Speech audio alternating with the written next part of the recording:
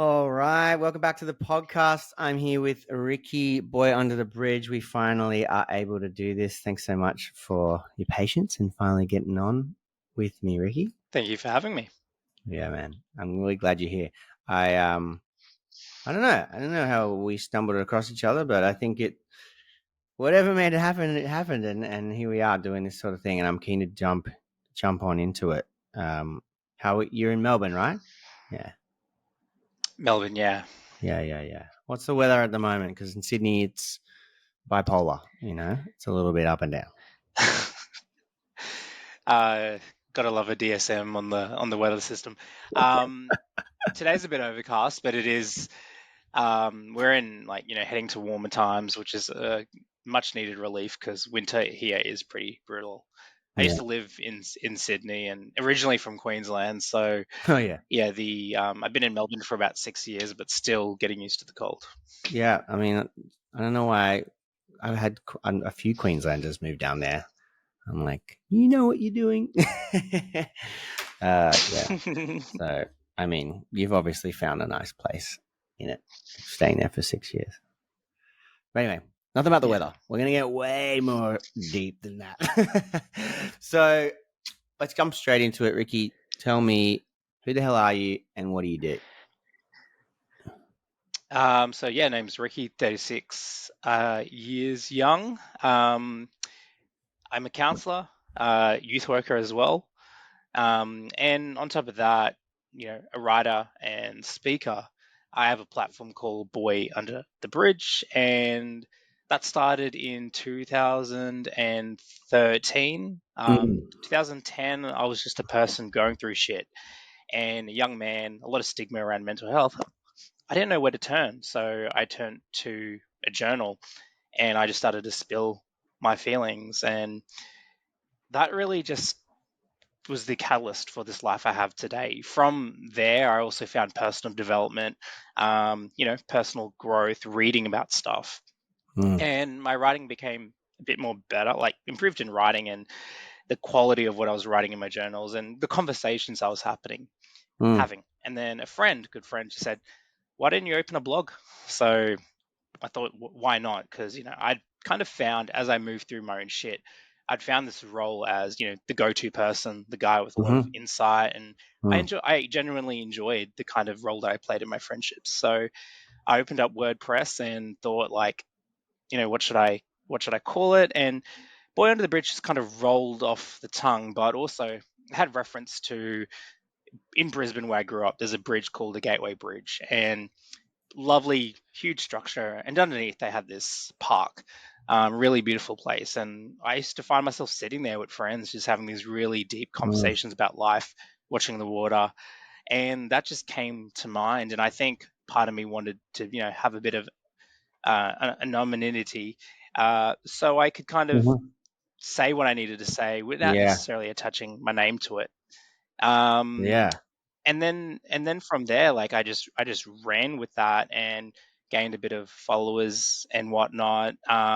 Wrote a book called Living in Cream, which is me covered in ice cream on the front cover. So this was really me, really coming out and telling everyone my story about everything I'd been through. And then eventually, fast forward a couple of years, working in the corporate world, I got diagnosed with ADHD.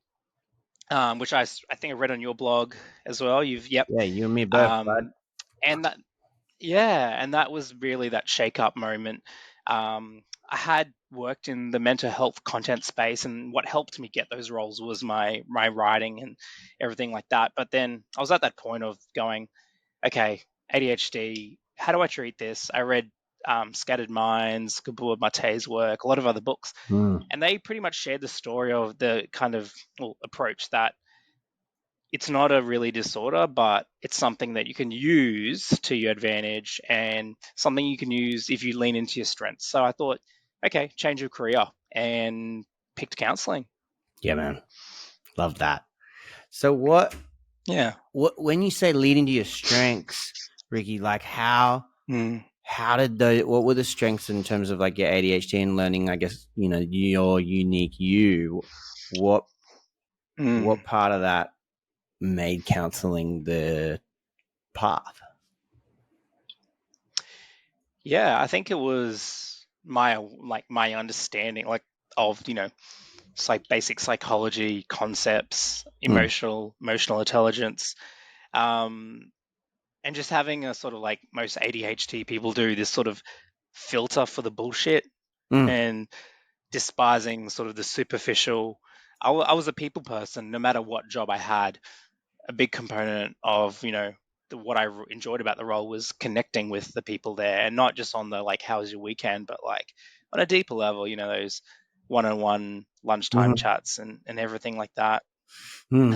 And also, I think just my ability to communicate, to take in information, synthesize it, but also deliver it in a unique, understandable way. And actually, prior to that, I had my first qualification was in marketing, so there was a bit of an overlap in my ability to like know what drives people, Yeah. what their pain points are. Mhm.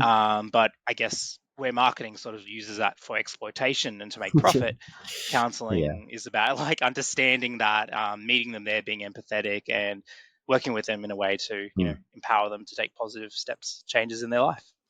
Yeah, I love that, and I think that sort of comes through being a communicator and being able to then express that through writing is great. I know for me, there and maybe not so much, but your ADHD for me, like there's so much creativity. I feel like I've got this like swollen brain sometimes. I'm like, I just need it to kind of get out of me, and in a way that I'm like, and I think Yeah. through creativity, it's really helpful. And obviously, you found that in the writing, and then writing no filter or through all the bullshit and just going, here it is. Here's some raw, authentic Mm, shit of what I'm going through, and yeah, I guess creativity must be an important part of that. 100%. The first book that I wrote, Living in Cream, like, it's a lot of it is about me expressing not only my lived experience with mental health, but tapping into my creativity by creating this piece of work together, taking photos and everything like that. And then following that, as I started working more, I definitely noticed, a decline in my own well-being. And that was due to me being really busy and not accepting the importance that creativity plays. I think Mm-hmm. I fell Mm-hmm. into the mindset of like, oh, okay, I don't make money for this. It's not related to my career directly. It's just for fun, and that really, was killing the inner child in me. Mm-hmm. And since then I realized like, hey, this makes me feel good. And even though I don't make much money from selling my books or anything like that, more of a self-publisher, everything, but it's still very valuable to my well-being. Yeah, yeah, and I mean that's really where you pull a lot of strength from. I imagine like it's like an anchor.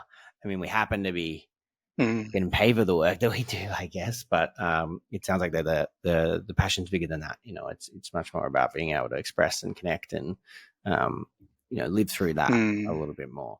So obviously, there's a bit more of a story than just the ADHD to this, and I guess the writing does speak a lot mm. a bit about that. But can you give us a little bit of an insight without um, going too much into depth? Because I'd love people to jump in and buy living in cream, um, living with Yep. cream, but that'd be different. But the yeah, tell if you're willing, tell us a little bit about uh, yeah, I guess the idea of it all, living in cream.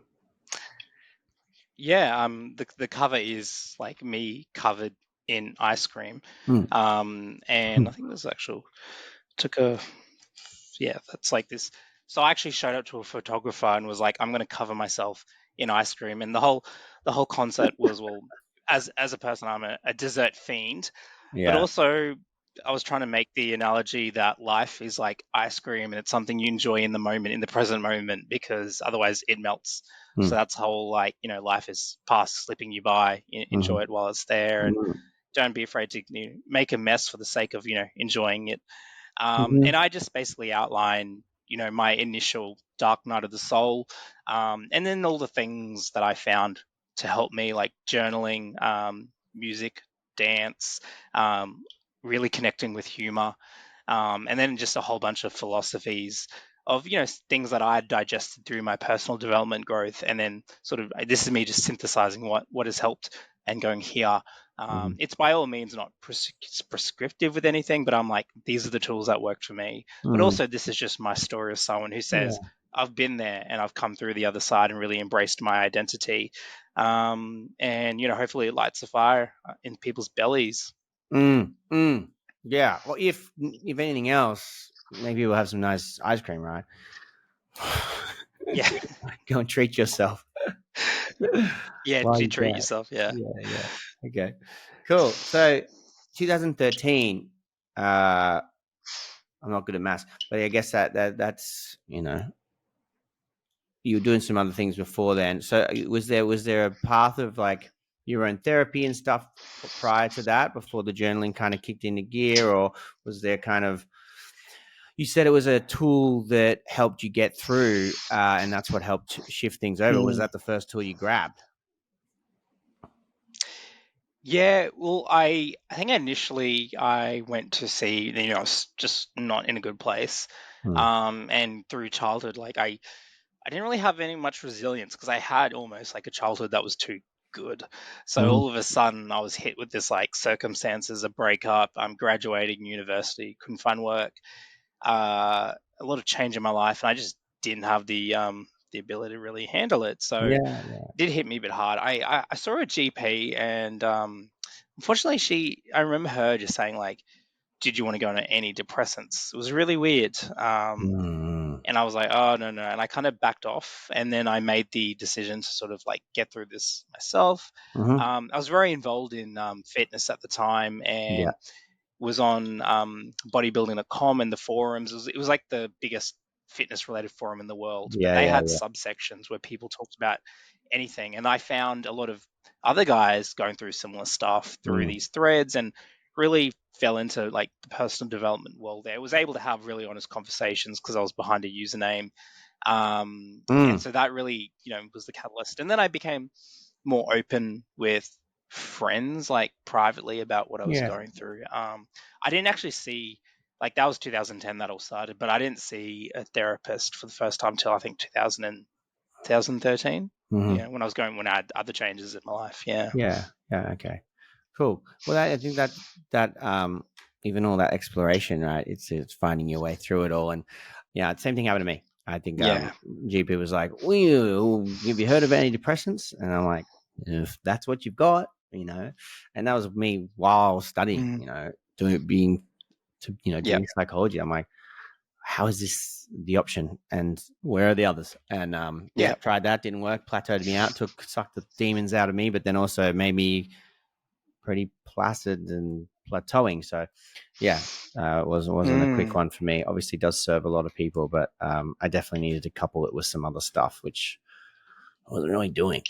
Um, but yeah, no, Yeah. I like that. I like that it's kind of the, when the world kind of gets intense and you go, oh shit, I gotta not be spoon fed all this stuff anymore, and I'm gonna figure it out and smash you in the face a little bit, and gets real hard, real quick. But yeah, Mm. it's cool to be able to then connect with other men, and it seems like the behind the screen, or with aliases, is a path that I guess a lot of, probably men, but also obviously lots of young people and women as well, or anyone really, Mm. that is sort of finding a bit more safety in doing that. Um, but I guess Yeah. that was the approach to start with. It's like, this is going to allow me no filter, and I can express more vulnerably. Yeah. It was only till I was working on the book, and then I was like, well, it's going to be by the alias point of the bridge, but I'm in the photos. So at then I was at a sort of decision point where I was like, this is attaching my face to everything. And I thought into the future and imagined like, my future employer Googling me and then seeing these photos of me half naked dripping in ice cream. But then I thought like, am I going to, sacrifice my authenticity and live my Yeah. life on some hypothetical person? And I thought like, what if I actually lent into who I am, and that could be a differentiator in a real positive sense. So I just was like, fuck it, and yeah, went all in, and the Boy and the Bridge essentially at the start was a sort of alias, but at the same time, I think I was creating a new identity Yeah. for myself, not just one to hide behind, but it was really like this sort of what I call when I work with clients is like, my superhero. And I think particularly, a lot of young boys grow up playing with action figures, and Mm. we certainly really attach ourselves to a certain sort of heroic archetype. Mm.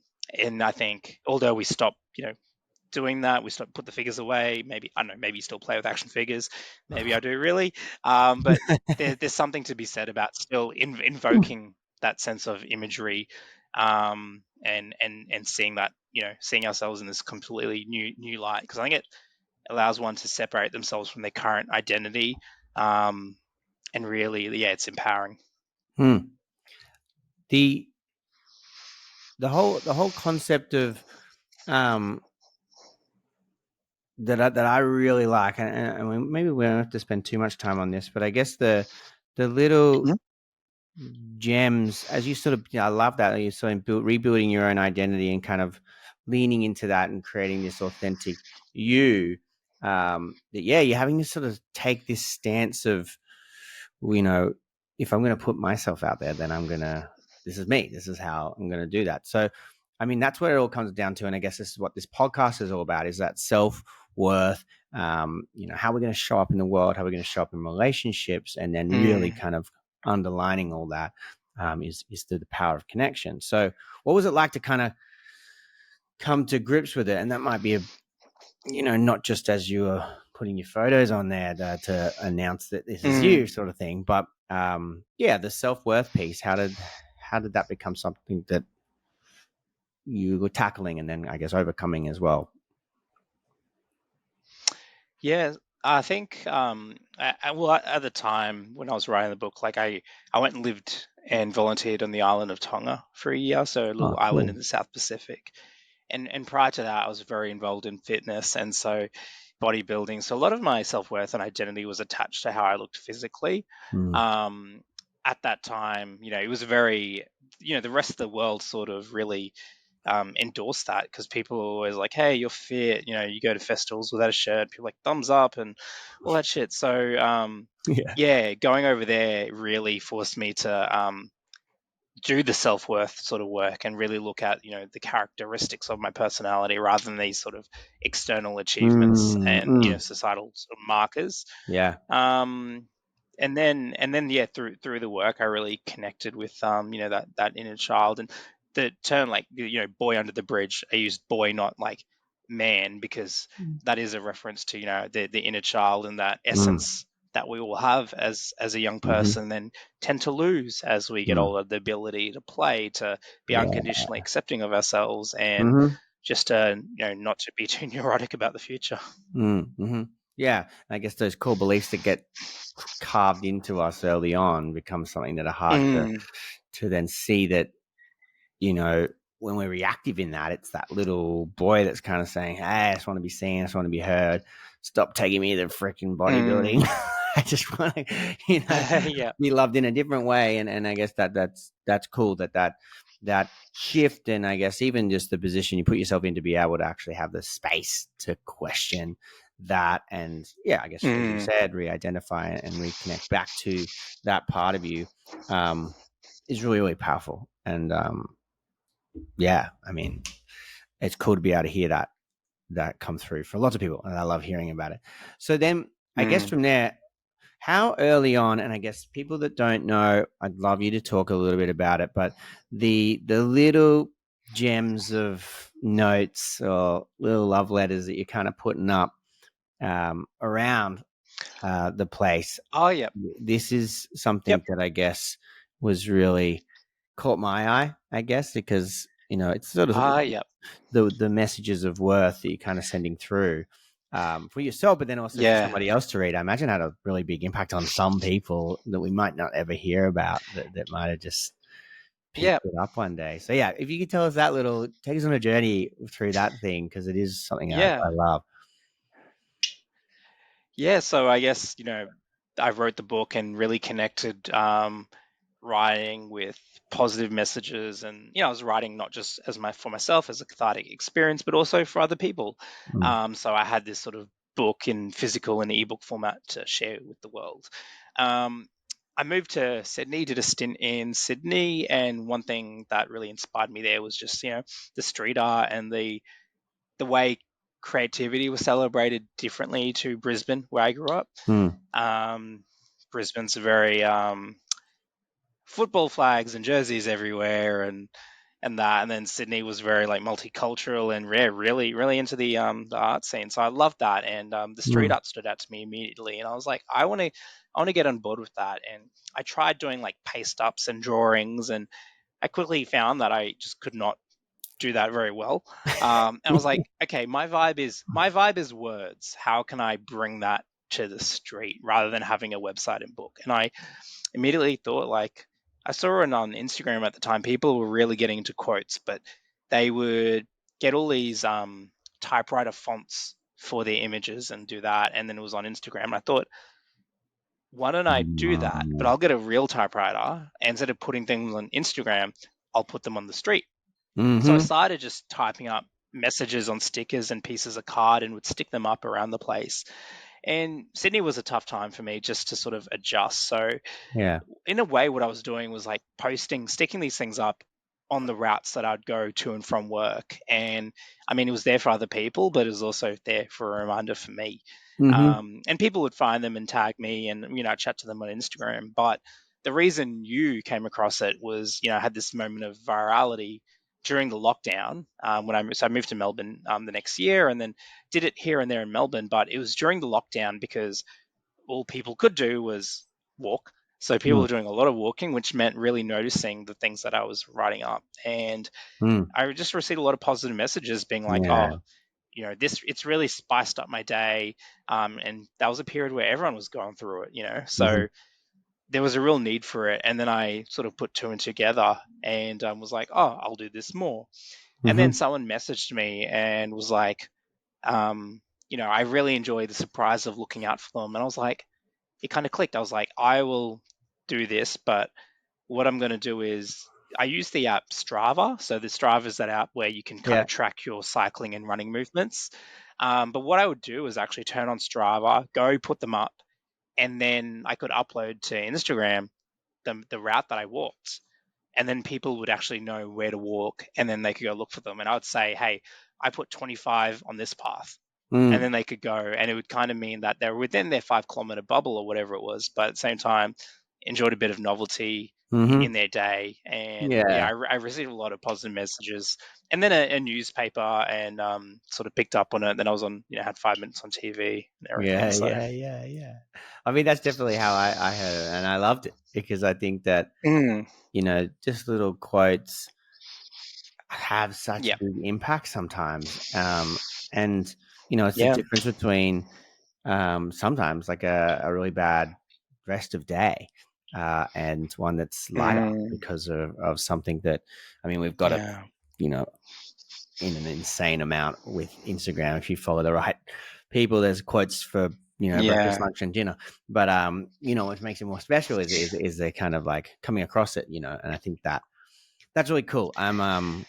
I'm yet to find one. I don't know. I'll have to come down to Melbourne and maybe check out. I don't know. Or maybe I'll just follow you on They Strava. actually There is one in Sydney. I still get tagged because I went to Sydney last year, and I Mhm. still get tagged. It's near it might be on the way to like Bondi and Coogee because I always frequent that area because I love the coastal walk. Mhm. So yeah, Okay. All right. Well, yeah. I I'll think try there's like a and little pie dig it up. cafe that there's one at. Yeah. Amazing. That's so good.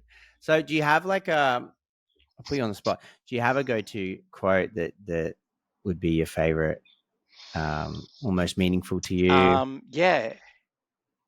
There's one that I, I use a lot, and it's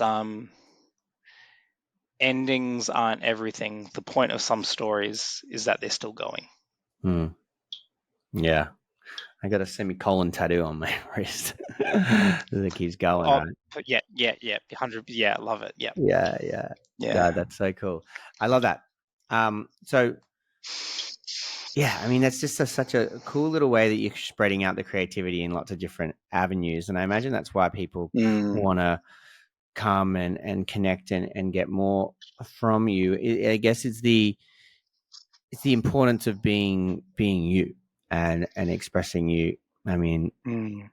what what does that kind of mean to you, being authentically yourself? I think it just means that it means actual connection, that people can connect with you, not just this sort of image that you portray to get in the door, or to be Mm, accepted.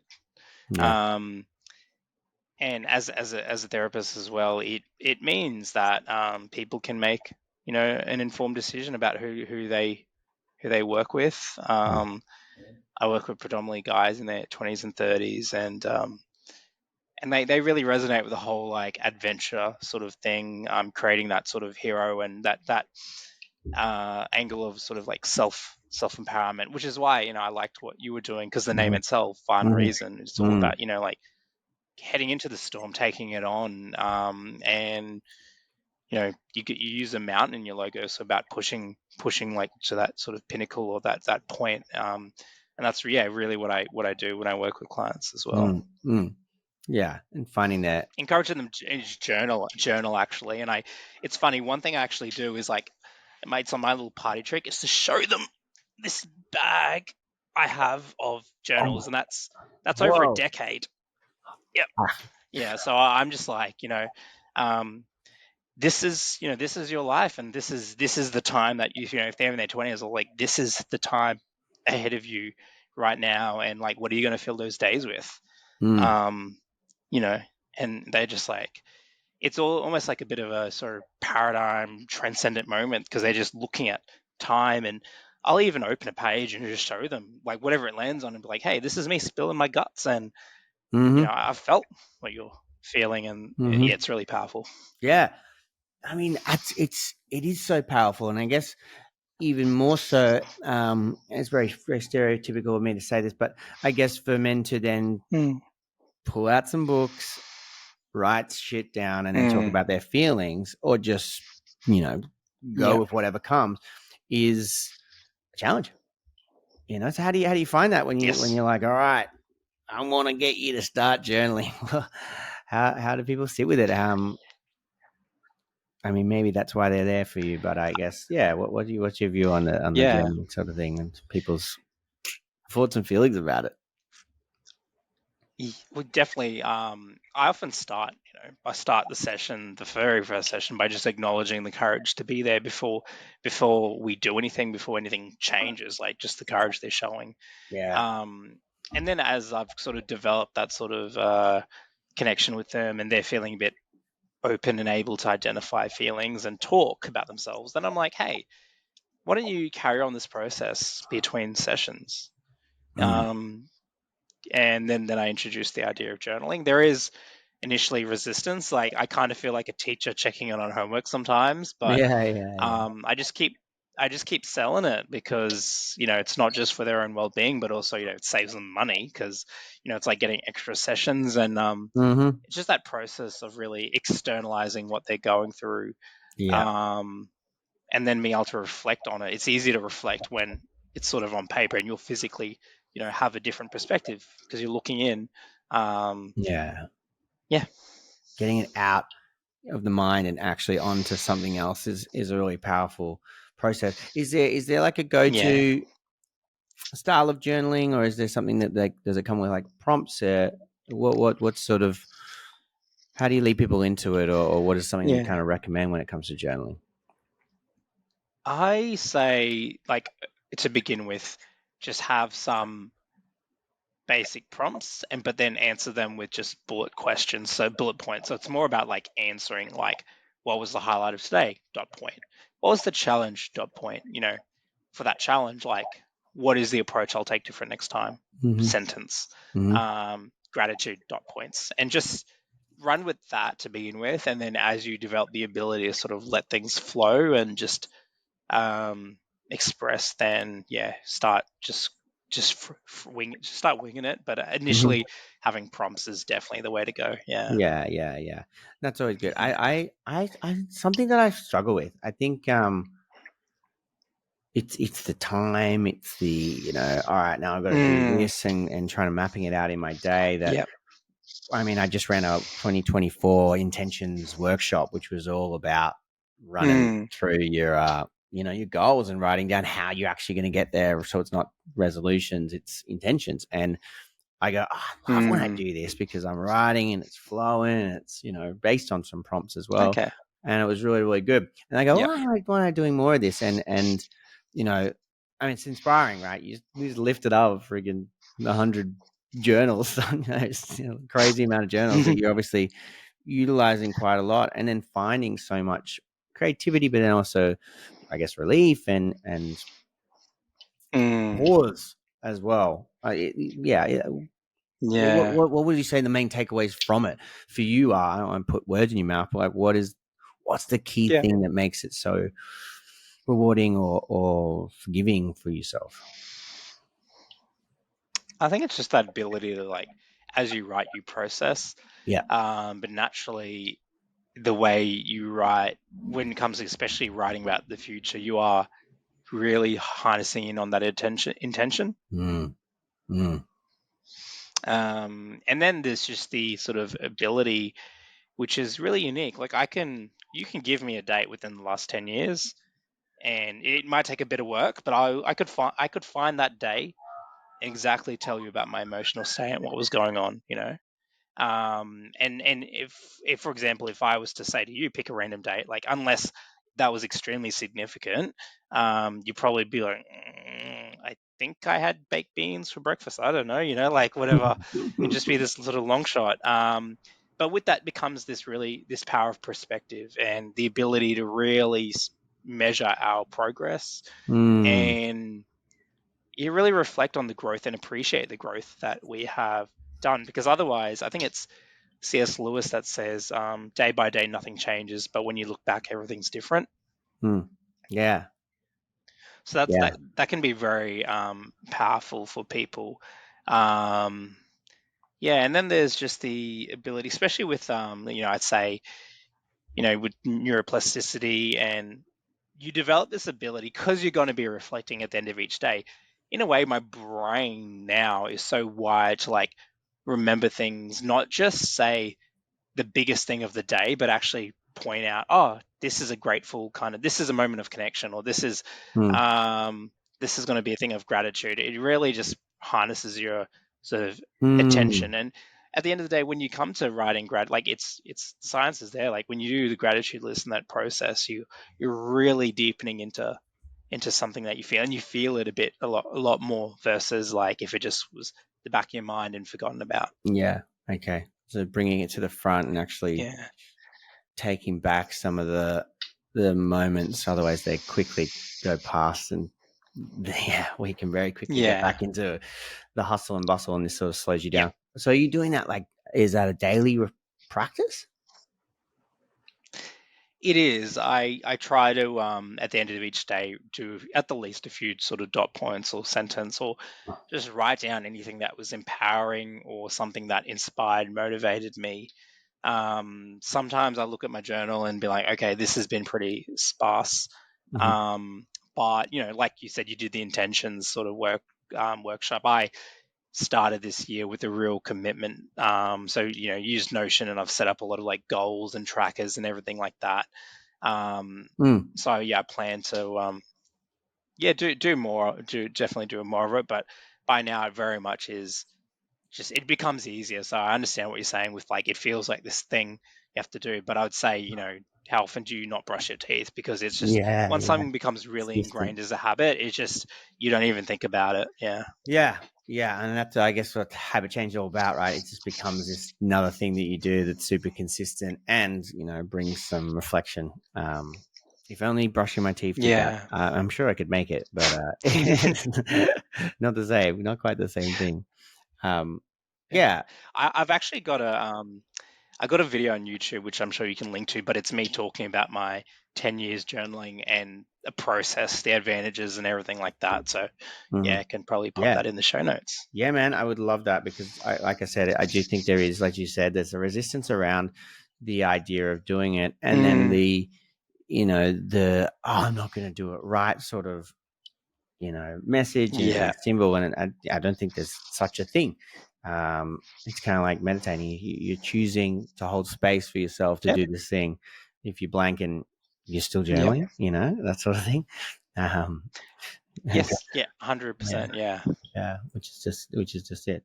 So, look, man, we can go in so many different angles. I think this has been such an awesome chat. But the thing that I want to kind of dig into a Mhm. little bit is mostly working with men, Yep. and supporting a lot of men. I imagine a wide range of issues. Do you think there's something that's sort of pulling them all back together as like an overarching sort of theme, that a lot of men are potentially struggling with at the moment, or when it all kind of comes back, as you've read Scattered Minds or Lost Connections, that sort of thing? It's Mm. like there's these underlying unmet things going on. Yeah, I guess I'd love to hear your thought around. Yeah, what some of those common threads are for men, and I guess Mm. it's great that the men are reaching out to you in the first place, and some aren't. But Yep. yeah, I'd love to hear your views on where we think that sits at the moment. I'd say, obviously there's so many different circumstances and specifics, but I think what links everyone, the men I've seen together, is the stigma around mental health, the challenges in being vulnerable, Mm, and this felt pressure across the board that of what being a man is, and these mm, expectations which sort of like limit their their willingness, ability to reach out, or also just form a really healthy connection with themselves, rather than this one of judgment where they're saying, they've internalized these different voices saying, like, man up, harden up, a real man is X, Y, and mm, Z. mm, mm. Yeah. So being able to kind of thread them by looking at, well, they are have this we all kind of have this common thread until we kind of don't, that there's this idea Mm, that we're meant to meet this expectation, or we're unable to do a lot of this sort of communicating anywhere else besides potentially mm, with a very small amount, if not only a therapist, for example, mm. and that being a hard thing to navigate. Yeah, I'd also like to just highlight that, I talked about when I was younger finding the internet and internet forums, and how that connected people around the world to kind of be honest, behind these aliases where they were protected, and that was a great thing the internet introduced. But since then, we've had social media come along, and a lot of people, the world has realized how profitable the internet is. So now, Mm, the space has been infiltrated by people simply out there to rather than just connect, like I was, people out there to make a buck and see people like myself as people to have pain points that they can exploit. And I'm thinking of some of the young guys in their 20s that have come to me and said, like, okay, I looked online about stuff about confidence and this, and inevitably, if they're a certain age and they use social media, they're going to get fed content by alpha males, Andrew Tate, red mm, pill, pickup artistry, and all this stuff that actually is quite damaging, because it leaves them feeling like inferior. Like, they see the highest status of man is a guy who has like Lambos and is surrounded by women, so they feel even worse about themselves. mhm, Because they're told, oh, that's what all our beautiful women want. Um, and then they also see, the worst of it is they can develop more toxic sort of traits, and that's where the whole red pill can kind of lead them down about, like, being negative, psychologically manipulative, mm, things like negging, and just pretty distorted views that really people who are really jaded and heartbroken, who have never healed through it, but really paint all women as one type, acting in one type of way and having yeah. sort of Mm. intentions.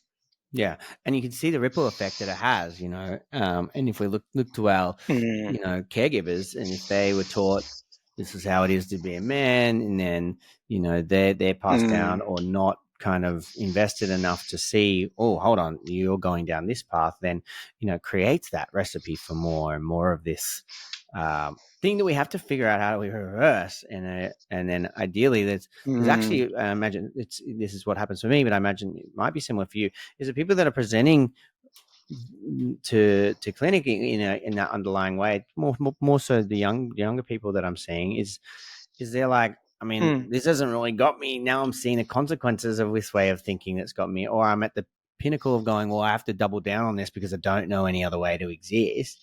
And I mean, Yeah. there's that. Do I either give up the idea that I've been chasing, trying to figure out how I belong, or I double down Mm, and go, this is how I'm going to belong, and I'm going to be and act this way, and yeah. that might get me, Mm, some other alpha male friends and a really hot girlfriend, or mm, whatever it might be. mm, No substance. Yeah, tricky. yeah. But I often say to the guys who point this out, like, you know, they've identified it because they're seeing me, so I'm stoked, and I applaud them for being able to see through the bullshit. I've actually written an article on Andrew Tate, which has been really well received as well. Okay. But my concern is with the young men who don't seek myself or you or any other therapists out and just go down go down that path. But Mm. hopefully, by putting out this podcast and the way we create content and the writing that I do, it's so that even if people don't seek therapy, hopefully they can come across something that points them in the right direction. 100%, man. 100%. And that's why I really like, the whole way that you cut it is it's through that, you know, glimmers of hope, and this idea. It's like there's little, I guess these little inner childs within us that if we stop and pause and reflect and Mm, journal and actually listen to, then they're going to tell us, hold on, mm, we just want to come back to the simple things like play and being loved, and I guess the yeah. ability to be seen and heard. And I think, yeah, even in the smallest ways of someone seeing a little quote, or someone coming Mm, across and seeing someone really like-minded that's got this lived experience with ice cream all over their hand trying to get through life, that we can do this sort of thing, and we'll at least start to make those changes. If change doesn't happen. I heard you say that this morning. I was checking you out. That yeah, we, mm, we it might only take a little bit of those sparks, and this kind of conversation as well. And I think that's been a big shift in the last 10 years, right? Of we're starting to talk a little bit more, and we need to keep doing it, more and more and more. yeah. Yeah. So what would be one thing, I guess, we'll take away that you Yep. would want to like put out there to, I guess, everyone, but maybe just like how we can reconnect back with that boy or girl, that inner child? What would be one thing that kind of helps us start that process, or, continues to do it with compassion? I think just seeking support, someone that can facilitate that process, and that can be either through therapist or even like aiming to form very genuine connections that go a few notches beneath the surface, and Mm. also just working on getting to know yourself. And I'm going to say it again, journaling is great because it's so accessible. You can buy a journal with the prompts already in it. Mm. You can go on YouTube, look up journaling. I tell clients, like, just don't make it too hard. Just go to Officeworks, grab a lined journal, and that's where you can start. But Mm. that requires carving out the time in your day, putting down the phone, maybe Mm-hmm. going under a bridge or somewhere nice, meditating, or even through going to a yoga studio where they kind of guide you through a bit of these sort of Yeah. processes, or the workshops, like you do the ice baths and are in part of that kind of community. But yeah, just making the time to connect with yourself and think about, you're a person, you've got a career, maybe you're studying, family, all those things, but you've also got a relationship with yourself. Mm. Yeah. Yeah. I love that, Ricky. I think that carving out time means that there's space to even like allow that part of you to be seen. So that's beautiful. So, Ricky, where can people find you? And yeah, like what's going on for you at the moment? So you can keep this going. The website's just boyunderthebridge.com. That has links to my socials. You can get my book, Living Cream. Like the ebook is actually free, or they can order a physical copy. And then on the website, it's also have information about my counselling services. So I see people face to face Melbourne, but also over video and telephone, across Australia as well. And then for me, I'm actually working on book 2, so that's a big creative project. Cool. And getting training for the Camino. I'm going to do the Camino Trail, which is a Cool. walk from France to Spain, so 800 Wow. kilometers. So yeah, really got focusing on that. So yeah, that's kind of taking up my time at the moment. Yeah, that's amazing, dude. I can't wait to hear how that all pans out, and super keen for book 2. I'll put all that stuff in the show notes, and Yeah, people can come in and reconnect, and hopefully they keep taking what they need from these little chats and keep growing and coming back to themselves. So I appreciate you coming on, yeah, man. Really honored to have you here. yeah. Thank you for having me, and yeah, great job with everything you're doing as well in Thanks, Sydney. man. And yeah, I've listened to the episodes as well. It's really cool. You're creating sort of like a community of, because therapists generally, they work with clients one-on-one or couples. So you're kind of uniting all us therapists together, which is a really cool thing. Yeah, thanks, man. I appreciate that. All right, dude. We'll check in soon. Do you want to find out more about how therapy can help you kick some goals? Go check out findreasontherapy.com.au or the Find Reason Therapy Instagram page.